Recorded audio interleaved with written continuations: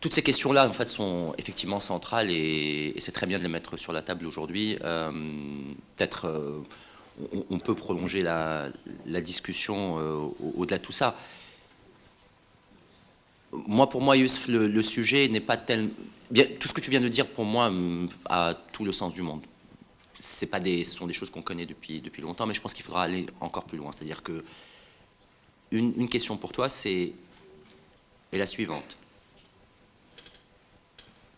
Pour que ça marche, il faut que non seulement, bien sûr, mettre les moyens, et là-dessus, j'ai pas de problème, j'irai même encore plus loin que toi. Je ne pense pas qu'avec un salaire de 7000 dirhams par mois, on va pouvoir attirer les meilleurs tels qu'on souhaite le faire aujourd'hui.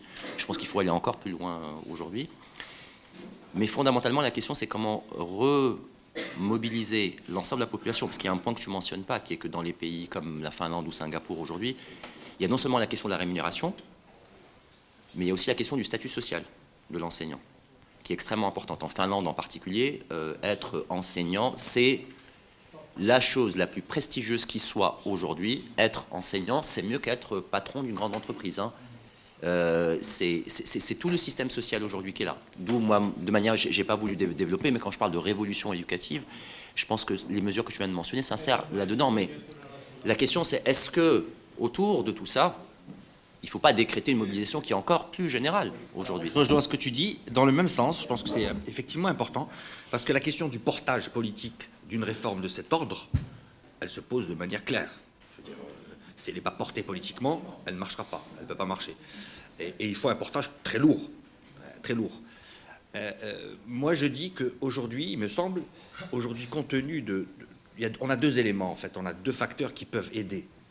Le premier, c'est que dans la représentation des Marocains, tout le monde est d'accord sur l'idée que l'éducation, il faut faire quelque chose et que tout ce qu'on fait, ça ne marche pas et que c'est dramatique, que c'est la honte du Maroc. Bref, tout ça, donc il y a un niveau de conscience à ce niveau-là. La deuxième chose qui est importante, à mon avis, c'est de pouvoir, dans la phase de transition, avant d'atteindre le rythme de croisière souhaité, qu'il puisse y avoir, qu'on puisse puiser des éléments de légitimation de cette réforme, y compris dans la société civile. C'est-à-dire qu'il faut qu'on puisse décréter un espèce d'état d'urgence pour l'éducation à laquelle chacun des Marocains, sous forme de service civil par exemple, pourra apporter quelque chose. D'accord ?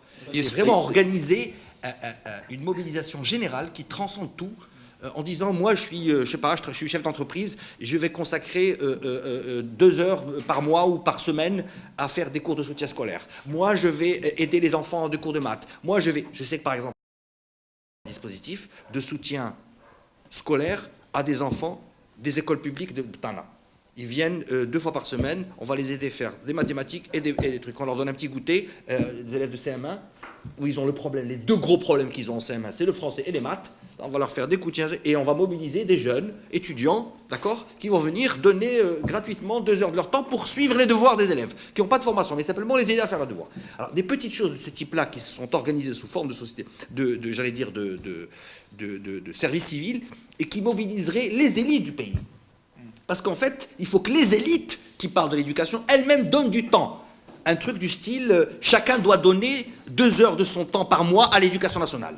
D'accord ? D'une manière ou d'une autre. Ça peut être un cours, ça peut être... Enfin bref. Donc ça, on peut créer avec ça une légitimation qui transcende celle des partis politiques et qui va créer un état, une situation qui fera qu'effectivement une réforme de cette ampleur, même si elle va se heurter, parce qu'elle veut nécessairement se heurter à des obstacles et des contraintes, elle trouvera à s'appuyer sur une légitimité très forte qui transcende les clivages et les oppositions traditionnelles. Donc ce point, si tu pouvais le développer très...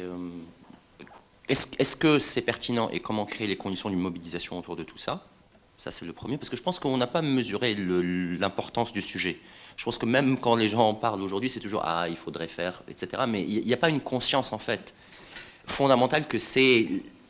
C'est un état d'urgence. Il faut le dire de cette façon. Je pense que c'est plus qu'un état d'urgence. L'état d'urgence, ça veut dire un état d'exception où tout le monde doit donner, se sentir concerné. On doit se sentir tous concernés, pas simplement... La deuxième question que je voulais avoir, donc ça, et la deuxième, Youssef, c'est aussi qui est tout aussi centrale, c'est qu'effectivement, il faut préempter un argument aujourd'hui qui est que, bon, ça prend du temps, etc. La question, c'est aussi, qu'est-ce qu'on fait aujourd'hui pour les gens qui sont dans le système actuel, qui en sortent, et comment sauver ceux qui peuvent être sauvés.